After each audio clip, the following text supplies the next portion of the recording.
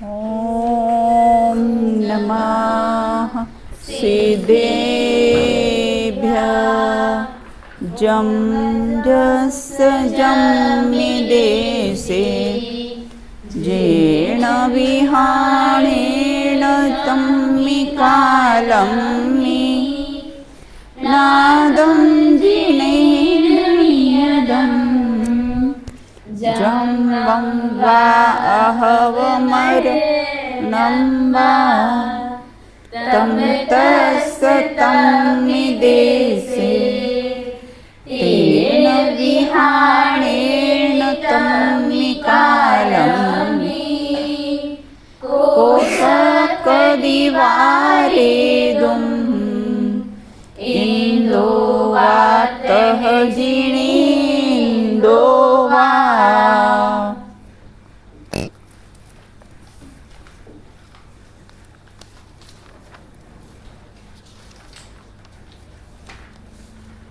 अपनी चर्चा यहाँ पर क्रमबद्ध पर्याय के माध्यम से पूर्व में हमने क्षेत्र का नियमित विस्तार क्रम और काल का नियमित प्रवाह क्रम उस पर अपनी चर्चा की थी। तो विस्तार क्रम और प्रवाह क्रम को उदाहरण सहित समझाइए। विस्तार क्रम को और प्रवाह क्रम को उदाहरण सहित समझाइए।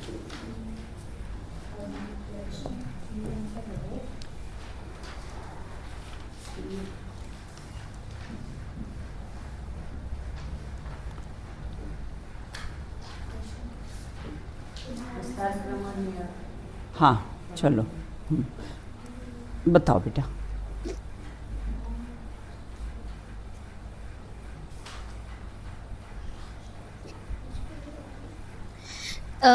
दीदी जैसे क्षेत्र का नियमित विस्तार क्रम कुछ इस तरीके से है कि मोतियों के हार में जो मोती जिस स्थान क्रम में है वो उसी नंबर पर सदा रहेगा, उसमें परिवर्तन संभव नहीं है। तो जो वो मोतियों में जो वो मोती है ना, तो वो क्षेत्र का नियमित विस्तार क्रम है और क्षेत्र का नियमित विस्तार क्रम है।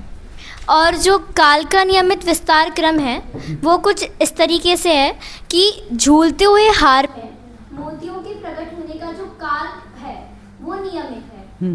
तो वो जो काल नियमित है वह काल का नियमित प्रवाह क्रम है। और कैसे हैं इसमें और भी तो है आगे कि आशय के दोनों उंगलियों के बीच में पकड़ झूलते हुए हार से आशय दोनों उंगलियों के बीच पकड़कर एक एक मोती क्रम से खिसकाने से है। जाप करने में यही प्रक्रिया अपनाई जाती है। मतलब इसको तुम क्या समझे अपनी भाषा में मुझे समझाओ। दीदी क्षेत्र का नियमित विस्तार क्रम कह सकते हैं कि जो मोती जिस स्थान क्रम में है तो वो तो क्षेत्र का नियमित क्रम मतलब हुआ। वो अपने स्थान में ही रहेगा, हाँ है ना, वो क्षेत्र में ही और रहेगा। वो जो समय था तो वो हुआ काल का नियमित प्रवाह क्रम। हाँ, और फिर उसके बाद हमने क्या किया, मतलब हर एक जो मोती है अपने स्थान पर ही रहेगा, वो आगे पीछे उसको नहीं होगा, वो तो क्षेत्र का विस्तार क्रम हुआ। अब कहते प्रवाह का है ना, काल का विस्तार क्रम क्या हुआ कि हम उस मोती की माला में जब उसको बुनते हैं तो एक मोती को छोड़कर कैसे फिर दूसरे को पकड़ते हैं, तो दूसरे वो जो को काल है, हाँ, वो तो काल का वो नियम। एक एक मोती को क्रम का जो खिसकाने का जो समय है ना, तो वह कैसा है, उसको क्या बताए, काल का कैसा है, नियमित कैसा है, काल का नियमित प्रवाह क्रम है ना, वो प्रवाह क्रम है। और ये कैसा है, अपने स्थान पर ही कैसा है खचित। प्रवाह क्रम के लिए उन्होंने अपने उदाहरण दिया था कि एक हॉल में एक एक टाइल्स है, वो अपने स्थान पर ही खचित है, प्रवाह क्रम है। हाँ बिल्कुल। और जो वो पूरा हॉल है हाँ, वो अब हमने उस पर पौवा खेला तो एक को छोड़ के दूसरा, दूसरे छोड़ के तीसरा, तीसरे को छोड़ के चौथा लिया हमने, वो ब्लॉक्स जो बने हुए थे ना, तो वो क्या हुआ, उसका काल का विस्तार क्रम। हाँ, प्रवाह क्रम है, वो प्रवाह क्रम है बिल्कुल। क्षेत्र में क्या लेना, विस्तार क्रम, और काल में लेना प्रवाह क्रम। चलो और कोई एग्जाम्पल इसमें बताओ। चलो राजी बताओ। जी जी, जैसे अब इंडिया है, मतलब भारत है, तो उसमें अलग अलग हैं, मुंबई, कलकत्ता, ये सब इत्यादि हाँ। अलग अलग क्षेत्रों के नाम हैं। बराबर। जैसे हम मुंबई को उठाकर हम बोले कि हमें मुंबई जाना है, तो हम मुंबई को उठाकर यहाँ तो ला नहीं सकते। हाँ, हाँ। वो अपने अपने स्थान पर खचित है, तो वह हुआ क्षेत्र का नियमित विस्तार क्रम। हाँ, हाँ। लेकिन जैसे अब जनवरी, फरवरी, मार्च, अप्रैल ऐसे हमने लिया।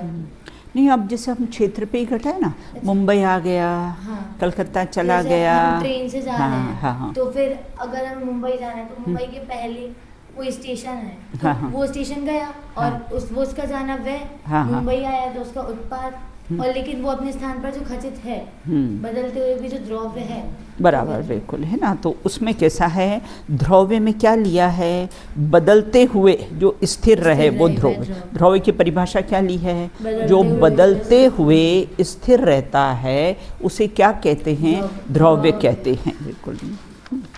चलिए, इतनी अपनी चर्चा हो चुकी थी, अब अपन आगे चर्चा करेंगे। पेज नंबर मेरे में 46 है।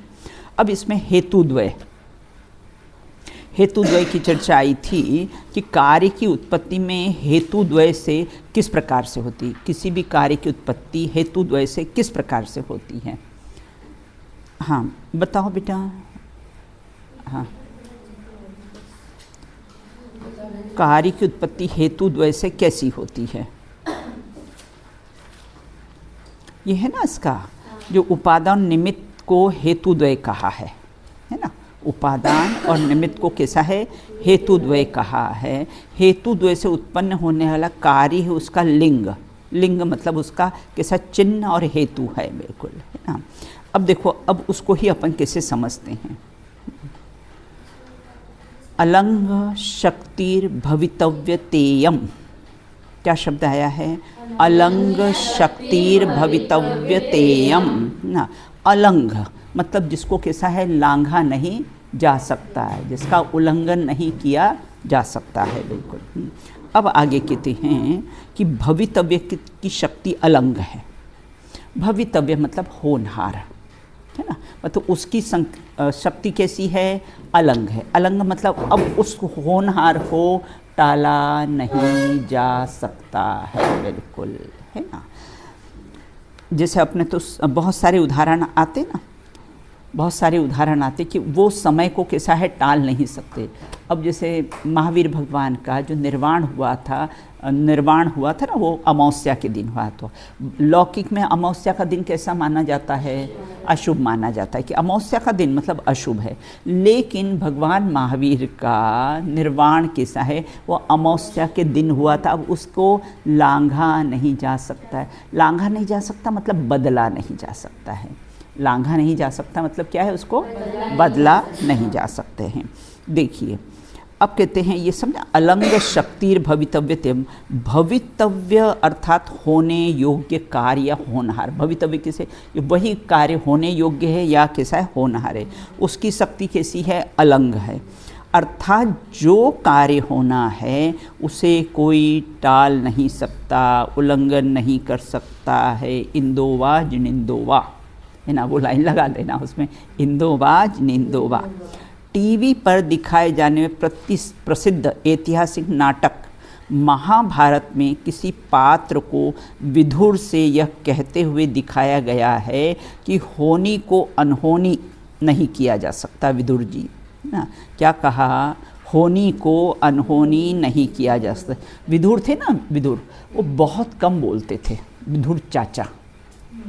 तो वो कैसे बहुत कम बोलते, लेकिन जो भी बोलते थे ना बहुत मीनिंगफुल बोलते थे ना। अगर उन्होंने कोई बात कही है तो उसमें बहुत गहरा रहस्य है। जब पांडवों को लाक्षागृह में भेजा था कौरव ने, है ना, कि तुम्हारे ये लाक्षागृह बनाया है ना, और उसने सोचा इसमें भेज देंगे, फिर अपने इसको लाख तो बहुत जल्दी पिघल जाती, आग लगा देंगे और सारे पांडव समाप्त हो जाएंगे, बिल्कुल, है ना। तो जैसे उसने जब पांडवों को लाक्षागृह में भेजा गया, तब उन्होंने चलो विधुर चाचा से मिलाते हैं। हम मिलने गए तो उन्होंने एक बात कही, जब जंगल में आग लगती है तो चूहे बिल में प्रवेश कर जाते हैं। ये बात उन्होंने कही, बिल्कुल, है ना। तो अब जब गए लाक्षागृह में और फिर लाक्षागृह में किसी आग लगी, तो जब लाक्षागृह बनाया था ना, उसके पहले ही उन्होंने उसमें सुरंग निकाल दी थी और वो सुरंग सीधी बाहर निकलती थी। तो उन्होंने कहा कि बस जब पूरी आग लगने लगी उसमें लाक्षागृह में, तब उनको वो विदुर चाचा की बात याद आ गई कि अगर जंगल में आग लगे तो चूहे बिल में प्रवेश कर जाते हैं।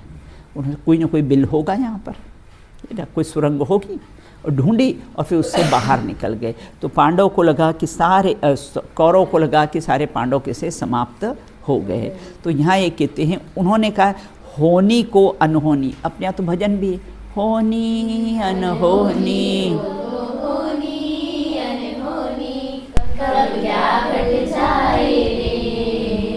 हाँ भाई,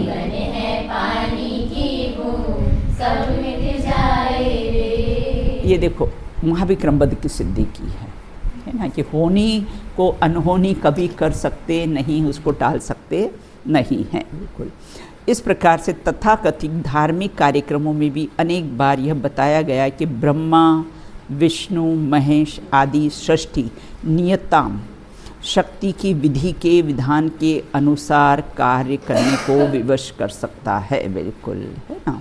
क्या कहते हैं कि ब्रह्मा विष्णु महेश, है ना, ये सब कुछ सृष्टि के कर्ता बताए हैं। किसी को कैसा नाश करने वाला कहा है, किसी को विष्णु को रक्षा करने वाला कह दिया है। अपने यहाँ विष्णु को रक्षा करने वाला, तो इनमें भी विष्णु का, अपने विष्णु जी ने, विष्णु कुमार मुनिराज ने रक्षा की थी ना संग की। तो इस प्रकार से है। बिल्कुल, तो अलंग शक्तिर भवितव्यतेयम, मतलब भवितव्य अर्थात होने योग्य जो कार्य है उसकी शक्ति अलंग है, उसका उल्लंघन नहीं किया जा सकता है, उसको टाला जा सकता नहीं है। अब देखो, एक तो अलंग शक्तिर भवितव्य का अर्थ समझ में आ गया ना, कि वह जो है ना कोई शक्ति होती है ना, भवितव्य होने की जो शक्ति, मतलब वो कार्य की होने की जो शक्ति होती है उसको टाला नहीं जा सकता है, उसको बोलते अलंग शक्ति भवितव्यतेयम। अब आगे कहते हेतुद्वय विष्कृत, कार्य की उत्पत्ति हेतुद्वय से होती है। यद्यपि प्रत्येक कार्य अपनी उपादान शक्ति से तत्समय की योग्यता के अनुसार स्वयं उत्पन्न होता है, तथापि उस समय अनुकूल बाह्य पदार्थ अवश्य उपस्थित होते हैं जिन्हें निमित्त कहा जाता है। कोई भी कार्य होता है ना, उसकी एक तो दो कार्य है ना, एक उपादान शक्ति और एक उपादान कारण और निमित्त कारण। उपादान कारण निस्वयं की शक्ति है ना, और निमित्त कारण बाह्य में बहुत हो सकते हैं। उसमें भी अपने उदासीन निमित्त देखे, प्रेरक निमित्त देखे, पुस्तक आदि उदासीन निमित्त है, टीचर कैसे हैं प्रेरक निमित्त होते हैं। तो यद्यपि प्रत्येक कार्य अपने उपादान शक्ति से तत्समय की योग्यता के अनुसार स्वयं उत्पन्न होता है, तथापि उस समय अनुकूल बाह्य पदार्थ अवश्य उपस्थित होते हैं कि जिन्हें निमित्त कहा जाता है ना। तो कोई भी कार्य हो, बिल्कुल इस प्रकार प्रत्येक कार्य की उत्पत्ति में निश्चय हेतु उपादान है और व्यवहार हेतु कैसा है, निमित्त है। वह उपादान और निमित्त अर्थात कार्य की उत्पत्ति के निश्चय और व्यवहार कारणों की संधि स्थापित करते हुए प्रत्येक कार्य को हेतुद्वय अर्थात दो प्रकार के हेतुओं से उत्पन्न करने वाला कहा गया है ना।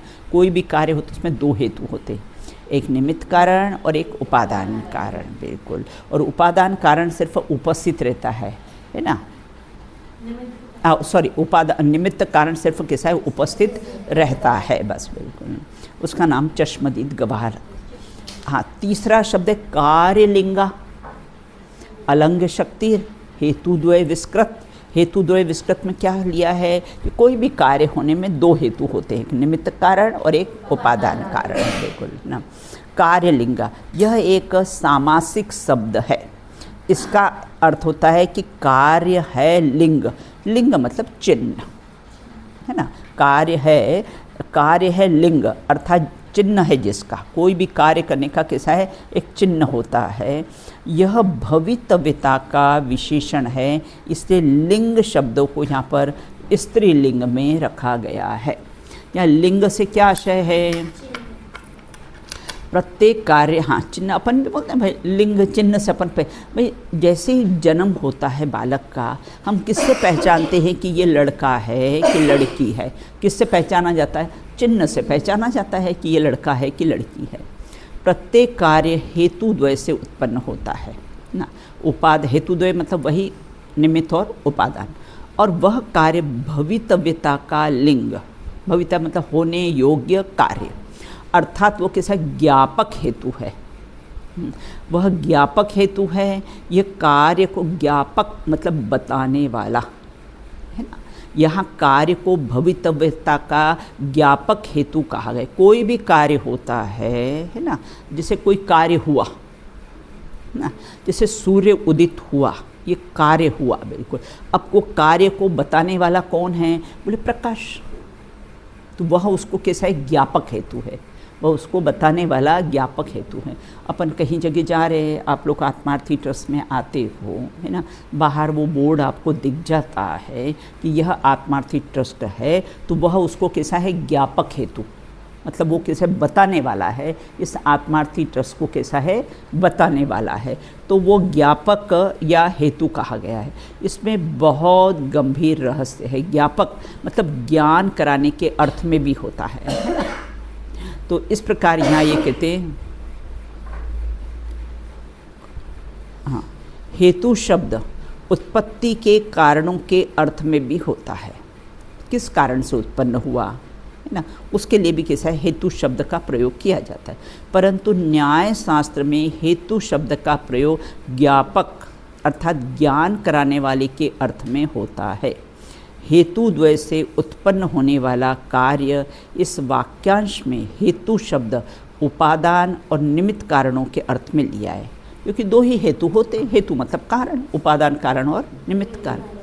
कार्य लिंगा से लिंग शब्द ज्ञापक हेतु के अर्थ में, कार्य लिंगा लिया ना, मतलब वो उसको बताने वाला, वो चिन्ह क्या होता है? कार्य लिंग, उस कार्य को बताने वाला, उसको क्या कहते हैं? ज्ञापक हेतु कहते हैं।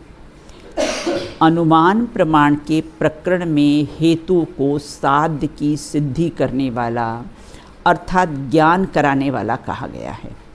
जैन न्याय में ज्ञापक हेतु के 22 भेद बताए गए हैं। जब हम धुआं देखकर अग्नि का ज्ञान करते हैं तो अग्नि को साध्य और धुएं को साधन अर्थात हेतु या लिंग कहा जाता है ना। पर्वत पर अग्नि हो और हमें अग्नि का ज्ञान करना हो तो अग्नि साध्य है और धुआं उसका कैसा साधन। साधन मतलब कैसा है? उस अग्नि को बताने वाला है। साधन कहो या कारण कहो, बिल्कुल। तो हेतु या उसे हेतु या लिंग कैसा है कहा जाता है? किसको? साधन को। किसको? साधन को कैसा है? उसको हेतु या कैसा है? लिंग कहा जाता है। अब कहते कार्य को भवितव्यता का ज्ञापक हेतु क्यों कहा गया है? कार्य को भवितव्यता का ज्ञापक हेतु क्यों कहा है? वो कार्य हुआ है ना, वो कार्य हुआ है, बिल्कुल है ना। देखो अपन बोलते हैं ना, कार्य परमात्मा है, कारण परमात्मा। तो कारण परमात्मा तो अपना त्रिकालीधुर भगवान आत्मा है। कार्य परमात्मा कौन सा हो? ये अनंत सिद्ध। ये कैसे हैं? कार्य परमात्मा। तो यहाँ कहते कि जब कोई भी कार्य होता है तो एक प्रश्न सहज ही उठता है, ये कार्य क्यों हुआ? कोई भी कार्य हुआ तो अपने को क्या लगता है कि ये कार्य क्यों हुआ ना। तो अज्ञानी जन निमित्तों को या ईश्वर आदि को, अदृश्य शक्ति को या स्वयं को कार्य का कर्ता मानकर दुखी होते हैं। कोई अपने से गलत कार्य हो गया और किसी का अनिष्ट हो गया, भाई गाड़ी चला रहे किसी का एक्सीडेंट हो गया होगा, है ना। तो वो कैसा है? या तो कैसे किसको अज्ञानी किसको दोष देते हैं? या तो कैसे निमित्तों को, इसने ऐसा क्यों किया, इसने गाड़ी क्यों नहीं ढंग से चलाई, बिल्कुल। या तो फिर ईश्वर ने हमारे साथ बुरा किया है, दूसरा कारण ना। और या तो फिर कैसे स्वयं को उसका कर्ता व दोषी मानता है ना, तो दुखी होता है। जैन शासन में प्रत्येक कार्य की उत्पत्ति किससे होती है? 5 समवाय से होती है, बिल्कुल। कौन कौन से 5 समवाय? स्वभाव, पुरुषार्थ, होनहार, भवितव्य और काल लब्धि, है ना, और निमित्त। भवितव्य और होनहार एक ही चीज़ है, बिल्कुल, है ना। स्वभाव, पुरुषार्थ, होनहार, कालब्धि और निमित्त, ये 5 समवाय होते। कोई भी कार्य होता है ना, है ना, अकेले पुरुषार्थ से नहीं होता है। अकेले पुरुषार्थ से हो तो कैसा है, गरीब व्यक्ति भी पैसे के लिए बहुत पुरुषार्थ करता है, लेकिन फिर भी कैसा है, उसको पैसे की प्राप्ति नहीं होती। तो अकेले पुरुषार्थ से नहीं होता है, उसके लिए होनहार, कालब्धि, निमित्त और कैसे है, निमित्त के कारण कैसा है, होता है स्वभाव। बेटा, स्वभाव मतलब स्वयं का जो स्वभाव, वो कार्य करने का स्वभाव। आगे अपन 5 समवाय के बारे में पढ़ेंगे, पूरा चैप्टर है आगे, है ना इसका। तो यहाँ ये कहते हैं कि यदि भवितव्यता की मुख्यता से उसे, अगर उस कार्य करने का स्वभाव ही नहीं होगा, है ना, शक्कर में मीठेपन का, है ना, मीठेपन करने का कैसा स्वभाव भी नहीं होगा, तो कार्य कैसे होगा बेटा, है। तो यहाँ ये कहते अतः विवक्षित कार्य की ही भवितव्यता थी, अर्थात, है ना। तो यहाँ ये कहते हैं, यहाँ भवितव्यता की मुख्यता से उसे कार्य की उत्पत्ति का कारण का है।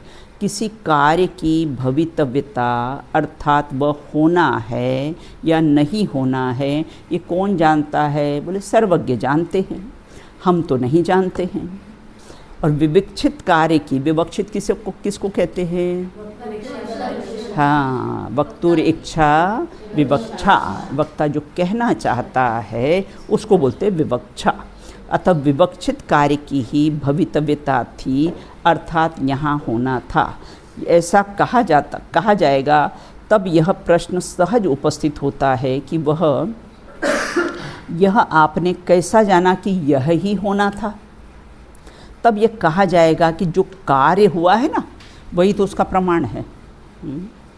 भाई सम्यक दर्शन होना है ना, तो बोले हमने कैसे, इसका क्या प्रमाण है कि सम्यक दर्शन होना है, बिल्कुल। तो कहा जाएगा कि वो सम्यक दर्शन हो गया है ना, यही तो इसका प्रमाण है कि वो कार्य कैसा है, होना था। वो सिंह को सम्यक दर्शन होना था, बोले हमने कैसे जाना, बोले सम्यक दर्शन हुआ ना, तो कार्य से ही तो उसकी प्रामाणिकता है, कार्य से ही उसकी कैसी है, प्रामाणिकता मानी जाती है कि ये कार्य कैसा हुआ है, यही होना था। अर्थात कार्य का होना ही उसकी होनहार या भवितव्यता को कैसा है, सिद्ध करता है। जो कार्य हुआ है ना, भाई यही कार्य होने वाला था, अन्य नहीं होने वाला था, बिल्कुल, है ना। अनुमान की दृष्टि से यहाँ कार्य धुएं के स्थान पर है और भवितव्यता कैसे, अग्नि के स्थान पर है, क्योंकि धुएं को देखकर ही हमको अग्नि का ज्ञान हुआ।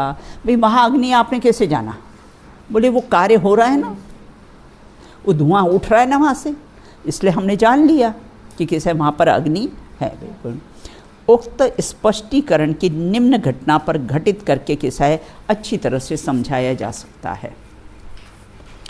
उदाहरण लिया है, 26 जनवरी 2001 को गुजरात में क्या हुआ, भूकंप आया। लातूर में बेटा भूकंप आया था, लातूर में भूकंप आया था। यदि ये पूछा जाए कि भूकंप क्यों आया, तो इस प्रकार कैसे को, है ना, कौन रोक सकता है, रोका क्यों नहीं, बोले भवितव्य की अपेक्षा से, कार्य क्या हुआ, भूकंप आया, है ना। अब उस पर अपन 5 समवाय देखते। भवितव्यता की अपेक्षा से कहा जाता कि वह आना ही था, वह कार्य कैसा है, होना ही था, इसलिए आया।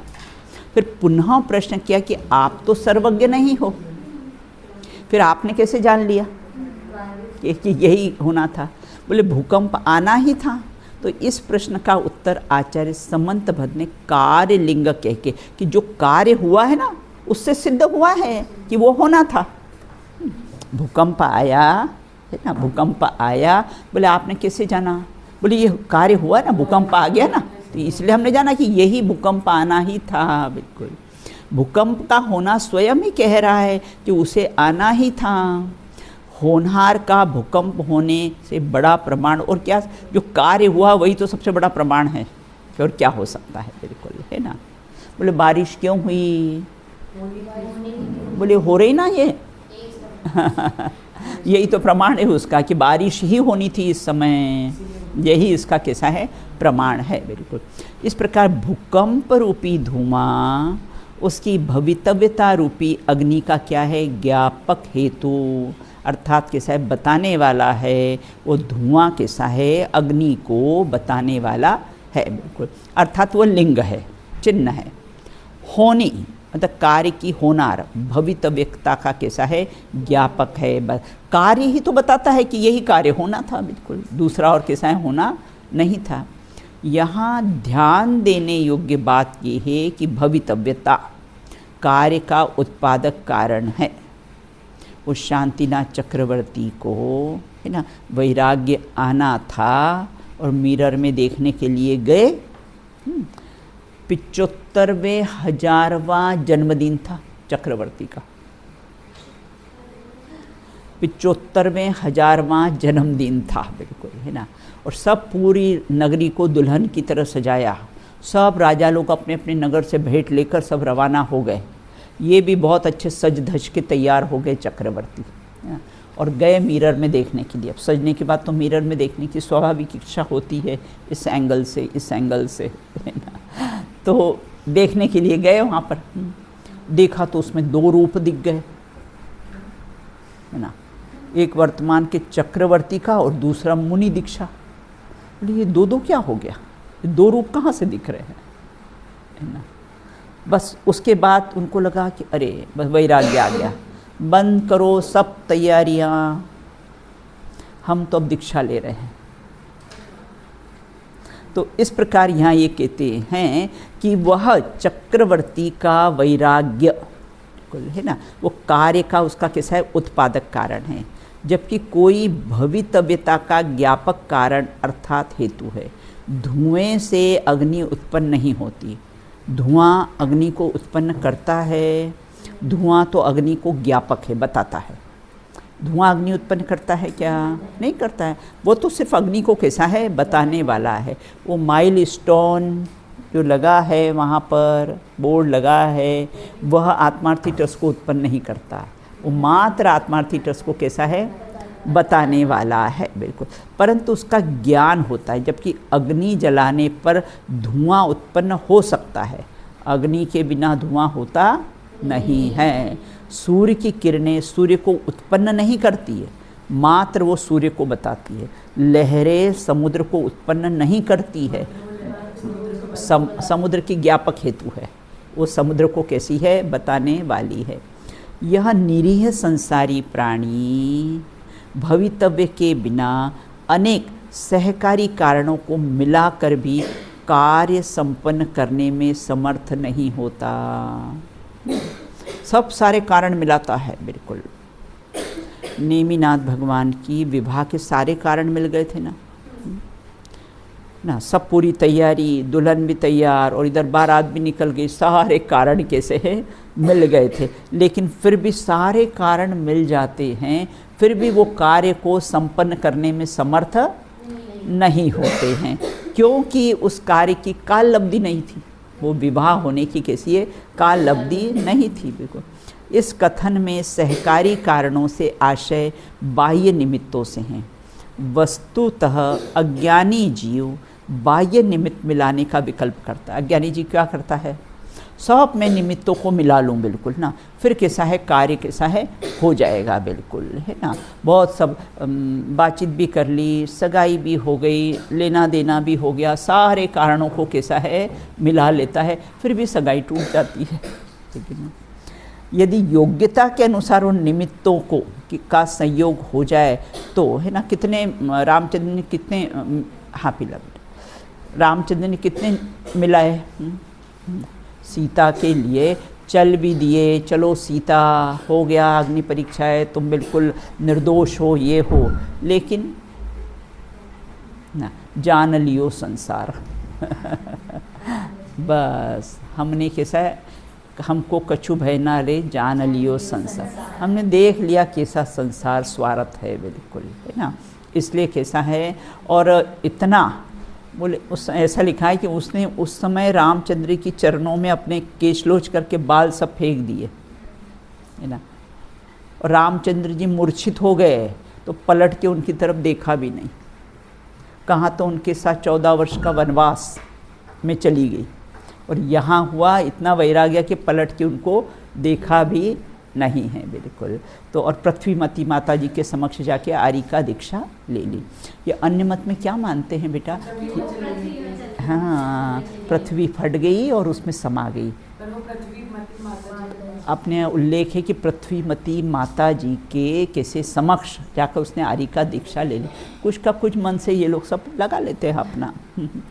तो यदि योग्यता के अनुसार अज्ञानी जीव बाह्य निमित्त मिलाने का कैसा है विकल्प करता है, यदि योग्यता के अनुसार उन निमित्तों का संयोग हो जाए तो उपचार से ऐसा कहा जाता है, पहले क्यों नहीं किया, है ना? पहले क्यों नहीं वो गणधर को लाके खड़ा किया, 66 दिन तक वेट क्यों किया? बस उस काल लब्धि नहीं पकी थी उसकी, तो कार्य नहीं होने की योग्यता। इंद्र ने गौतम गंधर को क्यों उपस्थित नहीं किया? जीव ने निमित्त मिलाए। यदि और निमित्त बेटा कब कहा जाता है? कार्य हो तो निमित्त कहा जाए, और कार्य नहीं हो तो उस पर आरोप भी नहीं लाए। बच्चा फर्स्ट क्लास फर्स्ट पास हो तो टीचर पर कैसा है आरोप आता है, बिल्कुल। वो सिंह को सम्यक दर्शन हुआ तो चारण रिद्धिधारी को निमित्त कहा गया है, बिल्कुल, है ना। कार्य हो तो निमित्त कहा जाए, और कार्य नहीं हो तो कैसा है निमित्त भी नहीं कहा जाता है। तो इस प्रकार से यदि विवक्षित कार्य संपन्न हो जाए तो उस निमित्तों को उपचार से सहकारी कारण कहा जाता है, और यदि विवक्षित कार्य न हो तो निमित्तों पर आरोप भी नहीं आता है। तो सहकारी कारण कहने से उपचार भी लागू नहीं होता। यह बात अलग है कि जगत में कार्य न होने पर अनुकूल बाह्य पदार्थों को रूढ़िगत सहकारी और निमित्त कारण कैसा है कहा जाता है। देखो, सम्यक दर्शन होने पर देवसास गुरु का श्रद्धान वह सहकारी कारण है, उपचार कारण है, व्यवहार कारण है, वो बिल्कुल, है ना। कैसा? सम्यक दर्शन होने पर देवसास गुरु। अब देवसास गुरु का तो रोज ही समागम मिलता है, तो फिर सम्यक दर्शन क्यों नहीं होता? क्यों? श्रेया हो जाना चाहिए ना। देवसास गुरु से सम्यक दर्शन होना है तो फिर रोज ही तो देवसास गुरु का समागम मिलता है, फिर सम्यक दर्शन कैसा है क्यों नहीं होता है? फिर भी, और देखो वो मारुचि के जीव को वो सिंह की पर्याय में, है ना, बताओ 13वें गुणस्थान का निमित्त मिला था, वहाँ कार्य नहीं किया बेटा अपना, और यहाँ 6वें 7वें गुणस्थानवर्ती मुनिराज के आगे सम्यक दर्शन प्राप्त कर लिया। तो जिस कार्य की जब होने की योग्यता होती है, उसकी काल लब्धि है, क्रमबद्ध में वो खचित है, तभी कैसा है वो कार्य होता है, और उसकी श्रद्धा सम्यक दर्शन का निमित्त या सहकारी कारण कहा जाता है। चाहे किसी को सम्यक दर्शन हो या न हो, फिर भी कोई अज्ञानी उसका स्वरूप विपरीत समझकर मिथ्यात्व का पोषण भी क्यों न कर ले, है ना। निमित्त मिले, है ना, फिर भी उसका विपरीत पुरुषार्थ, सच्चे देवसास गुरु का निमित्त मिले तो भी कैसा है विपरीत पुरुषार्थ उसका करता है, बिल्कुल। वैश्या के लक्ष्य से ज्ञानी का वैराग्य, उदाहरण आता है ना। एक वैश्या की मृत्यु हो गई, 4 लोग उधर से निकले, है ना। कोई कामी पुरुष था, उसने कहा काश जीवित होती तो भोग भोगता। कुत्ता खड़ा था कि ये सब जन जाए तो मैं इसका भक्षण कर लूँ, बिल्कुल, है ना। चोर सोचता है हट जाए तो मैं इसके गहने चुरा लूँ, और मुनिराज निकले। देखो मनुष्य भाव मिला, कितना कीमती था, और यूं ही वैराग्य, यूं ही इसने बर्बाद कर दिया विषय भोगों में, बिल्कुल। अपने शरीर का प्रदर्शन करने का भाव होना तो वैश्यावृत्ति का दोष लगता है अपने को। यहाँ से गले नीचे, ऊपर से गले नीचे, यहाँ से ऊपर, वहाँ से ऊपर, पेट दिखाना। क्या दिखाना चाहते हो तुम? अपने अंगों को दिखाना चाहते हो? और ये भावना आजकल इन करने का फैशन हो गया। लड़के तो ओपन पहन लेते हैं, ओपन टी शर्ट, और लड़कियाँ आजकल इन कर लेती है। क्या दिखाना चाहते हो आप? क्या हिप्स को दिखाना चाहते हो? क्या दिखाना चाहते हो? बिल्कुल अंदर विचार करो, क्या भाव है बेटा अपने, है ना। इससे अपना शील को दोष लगता है ना। कोई ने अपने निमित्त से किसी के मन में विकार पैदा हो गया तो अपने शील को दोष लगता है। बेंसरी तो ऐसा कहते थे कि अगर जिसका रूपाला शरीर हो, मतलब सुंदर शरीर हो ना, उसके लिए उपसर्ग है वो। किसी के परिणाम के में, है ना, खराब परिणाम में निमित्त बने। बिल्कुल। तो अगर सुंदर शरीर हो ना तो बोले उपसर्ग है। रामचंद्र जी का बहुत सुंदर शरीर था ना, और औरत पानी भर रही थी कुएं पर, बाल्टी की जगह बच्चे के गले में रस्सी बांधने लग गई, और इधर रामचंद्र उसको देखने में इतनी मग्न हो गई वो कि वो कैसा है, बाल्टी में रस्सी नहीं बांधी और अपना बच्चा तो उसके गले में रस्सी बांधने लग गई। बिल्कुल, है कि नहीं? कितना वैराग्य का प्रसंग है, बताओ, है कि नहीं? रामचंद्र जी को लगा मेरे रूप को देखकर ऐसे परिणाम स्त्रियों के हो जाते। तो वो आप मांगी तुंगी कभी गए हो बेटा? मांगी तुंगी में वो प्रतिमा जी है बेटा, है ना, वो उल्टी रखी हुई है पे, बस अब हाँ पहाड़ पे है ना, इसे उल्टी प्रतिमा, ये कोई अपने को देखे ही नहीं बस, और किसी के मन में विकार हो ही नहीं। बिल्कुल। तो इस प्रकार वैश्या के लक्ष्य से ज्ञानी वैराग्य का, ज्ञानी तो वैरागी है ना, वैराग का कारण होता है, और अज्ञानी के साथ उससे राग का पोषण करता है। फिर भी जगत में वैश्या को राग का निमित्त कहा जाता है, वैराग्य का नहीं। यही उचित है ना। पंडित बनारसी दास जी थे ना, तो कैसा पत्नी राग में निमित्त बनी है ना, पत्नी राग में निमित्त बनती है। और पंडित बनारसी दास जी थे अपने, पंडित बनारसी दास जी ने अपने कौन थे, गोपाल दास जी बरैया है ना, वो कैसे उनके वैराग्य में निमित्त बनी पत्नी। बोले अगर इसने ही पत्नी होती तो मैं उसके राग में रंग जाता। अच्छा है कलिहारी है तो, है कि नहीं, रोज़ रोज़ झगड़ा करती है, अच्छा है मैं उसके राग में कैसा है रंगता नहीं। वो कहानी है ना उसकी स्टोरी कि वो रोज़ तो कैसी है ना, बरसती थी, रोज़ तो गरजती है, आज तो बरस भी पड़ी है ना, ऊपर से पानी डालने लगी तो बोले आज तो बरस भी पड़ी ना।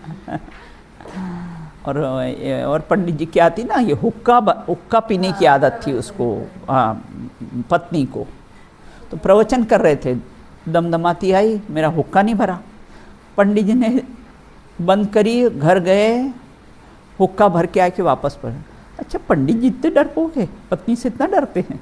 बोले डरता नहीं हूँ, है ना, अगर वो 4 बात बोलती तो समय खराब होता, स्वाध्याय का समय जाता है ना, इसलिए क्या है, तुम्हारा हुक्का भर दिया, कषाय शांत, अपना काम में लग गए।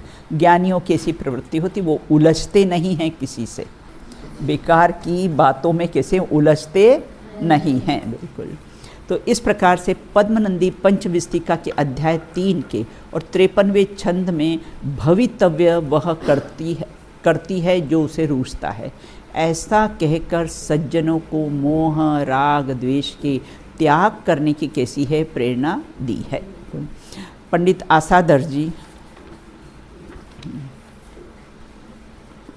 आसाधर जी ने अध्यात्म रहस्य के कर्तृत्व का अहंकार छोड़कर भगवती भवितव्यता का आश्रय लेने की प्रेरणा दी है।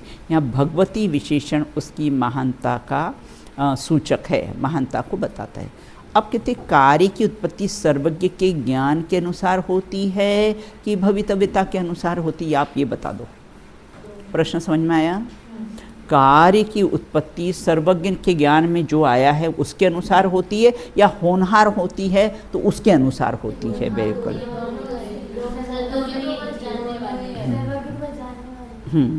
तो देखो बस ये करके समाप्त करते हैं।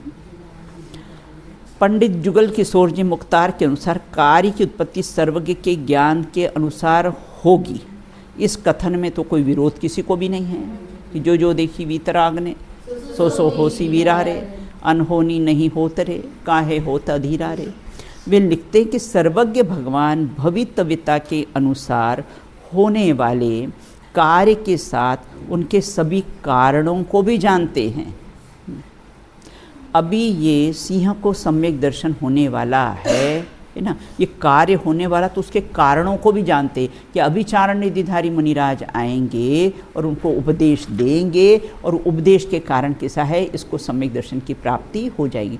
तो कैसे सर्वज्ञ कार्य को भी जानते हैं और उसके कारणों को भी जानते हैं, उनके सभी कारणों को कैसे हैं जानते हैं। बिल्कुल। देशभूषण कुलभूषण मुनिराज दीक्षा लेंगे, बहन उनकी वैराग्य का निमित्त बनेगी, तो वो कैसा है, दोनों बात जानते थे कि ये दीक्षा लेंगे ये बात भी जानते थे, और दीक्षा का कारण कौन है? बहन, है ना, वैराग्य का। तो ये दोनों बात जानते थे। अतः एकांत नियतवाद या एकांत भवितव्यता का प्रसंग ही नहीं होता है। एकांत नियतवाद मतलब कैसा है कि मात्र सर्वज्ञ के ज्ञान के अनुसार ही होगा, या तो कैसा भवितव्य के अनुसार होगा, ऐसा एकांत नहीं है। वह तो कैसा है, एकांत नियतवाद या एकांत भवितव्यता का प्रसंग ही नहीं आता है। अपन तो कैसा है, मात्र 5 समवाय में से एक से कार्य नहीं होता है।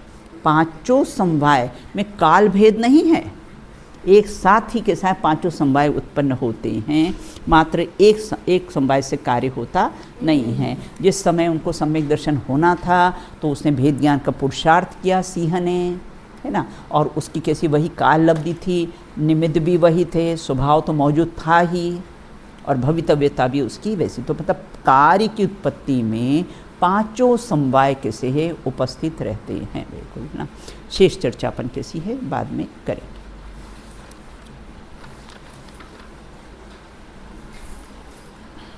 कल आप लोग का स्कूल है, तुम लोग का है? चलिए बोलिए, बोलो बेटा।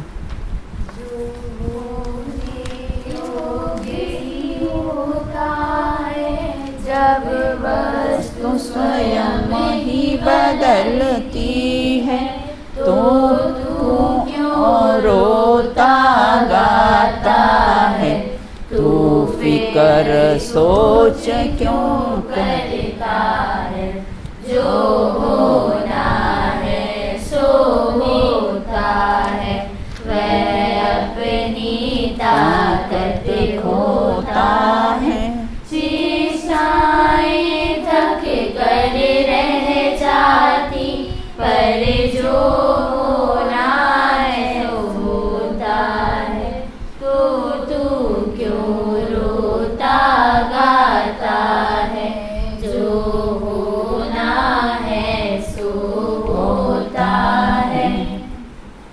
बोलिए अनंतानंत सिद्ध परमेश्वरी भगवंतों की जय हो। नित्य बोधिनी जुनवाड़ी माता की जय हो। समस्त वीतरागी संतों की जय हो। अंतिम शासन नायक भगवान महावीर स्वामी की जय हो। अहिंसा परमो जैन धर्म की जय हो। एक साथ बोलिए जय जिनेंद्र जय